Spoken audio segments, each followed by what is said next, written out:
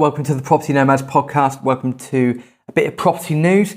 And today's news is the fact that accidental landlords could be given much needed tax relief. This could be quite a big game changer in the property market.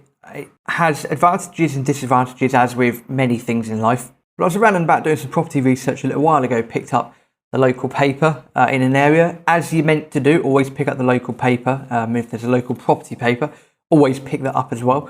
It's always good to have an idea of what's going on in and around a local area. Anyway, this particular paper, there was an article at the back mentioning that accidental landlords could be given much needed tax relief. Again, quite a useful thing, possibly. Could also be the government scheming behind the scenes as well. So what's the situation at the moment? Well, there's quite a few accidental landlords out there. It's about 40-45% of landlords are accidental landlords. Normally means that you've ended up inheriting a home or inheriting something or buying something and then moving, and without a plan or without rhyme or reason, you rent the home out and then voila, you become a landlord. Being a landlord at the best of times can be quite daunting. There's a lot of things you got to keep up to date with, electrical safety certificates, gas safety certificates, energy performance certificates, and a whole bunch of other bits and pieces, your insurances, any mortgages, all of that sort of stuff. So if you're not used to being a landlord, becoming a landlord, if you're following a business plan and you're going to go head first into it, it's okay. But if you're a landlord accidentally, that can be an absolute ball ache for you, and I can well imagine that would stir up a lot of panic, purely because there's a lot of rules, regulations, certificates, etc. that you need,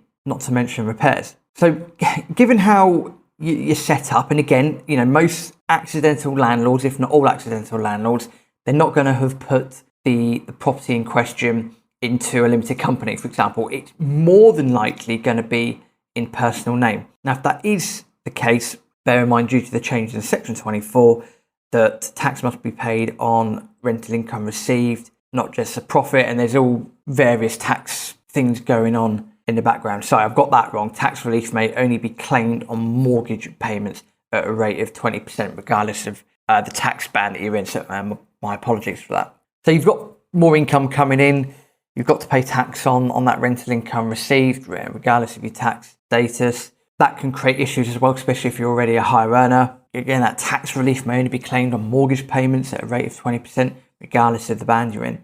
If you then go and sell that property for whatever reason, now it's not part of your plans or you're moving country or whatever, you're going to get hit. Well, normally you get hit with capital gains tax. Again, not ideal. So what the Prime Minister has suggested, this isn't necessarily going to be implemented, but it's a suggestion, I just want to point that out, is that eliminating capital gains tax for existing landlords to encourage those with one property, i.e. accidental landlords, to sell up. That's advantageous and disadvantageous. Now, if you put your property company into a limited company and you're planning on building a bigger portfolio in an empire, that's happy days. That's absolutely fine. You might benefit from this because if people know they don't have to pay capital gains tax, then they might either do one of two things. They might try and push the price up as high as they can so they can maximise their return on said property, or you might find actually they might be willing to take a bit less than the asking price, because if they haven't then got to factor in a tax hit on that, you might find there might be some more deals done there. The cynical part of me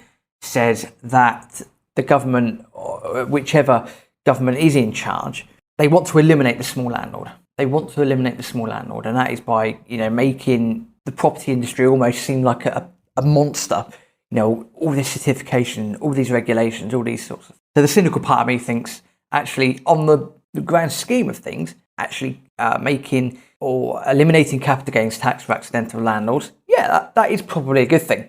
However, it means that you're then driving all the accidental landlords out of the market, and if you end up with a bunch of unscrupulous landlords that are got big portfolios, and you're not really getting rid of the issue of rogue landlords. At the same time, when I've been speaking to people over the years, I find that accidental landlords are very, very good. You might end up accidentally missing something here and there, but they just seem to take care of things a bit more. So actually, if they're trying to eliminate rogue landlords, I would probably say, and I don't have the stats on this, that most sort of rogue landlords are probably not accidental landlords. They are probably ones that have large companies and stuff like that. That's just a guess. If anyone's got data on that, let me know. Be very interested. As I said, about 45% of landlords fall into the accidental landlord category, and that makes up roughly 20% of the private rental sector. That's according to the English Housing Survey, so take from that what you will. The aim for government, again, the cynical part of me says they're trying to drive out as many accidental landlords as possible, but they're trying to free up much needed housing. They're trying to increase the supply of housing here in the UK. As I said, it's only a proposal from government at the moment. It doesn't necessarily mean it will come into force. Even if it does, it'll probably take quite a while for that to happen. But just an interesting subject that took me a little bit off guard when I was reading the local property news the other day. So that's it in a nutshell. Government are planning potentially to eliminate the capital gains tax for accidental landlords. Again, advantages of that would be that if you do find yourself being an accidental landlord, that you could offload that property and not have a tax hit. That's obviously a nice advantage. The cynical part of me on the disadvantage side says that actually, hang on a minute, just trying to get as many one or two home owning landlords out of the system, and focus on the big boys, focus on the people with limited companies and bigger portfolios. We'll see what happens. I hopefully you found that useful, and that is property news out.